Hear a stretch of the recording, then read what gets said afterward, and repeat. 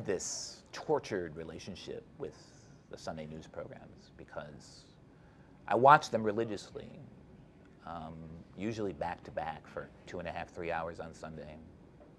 And 95 to 99% of the time I'm watching them, I'm learning absolutely nothing, and I'm in a state of utter disappointment with what I'm seeing, which is normal.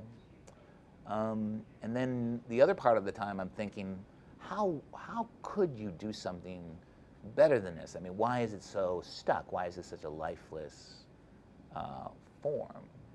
And I think part of the reason is that there's an incredible unanimity of judgment and frame across the different entrants in Sunday morning political television.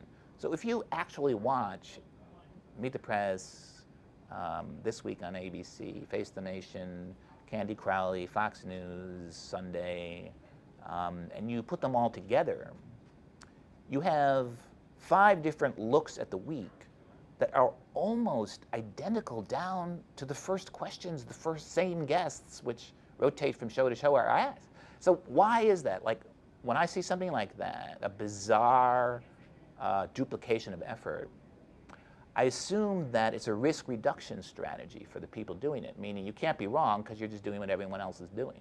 So the first thing we need on Sunday morning is just to break that up. So you have 5 different tries at summarizing the week rather than 5 shows doing the same thing, competing for the same guests. And then the other thing I would do is these shows would be a lot more interesting if everybody who was on there because they represent the establishment in Washington was just called the establishment team. And let's hear them described that way. Let's make sure it's on the chyron where they give us the little label for them. Let's start making it clear that part of what these shows do is visit what the establishment thinks is going on.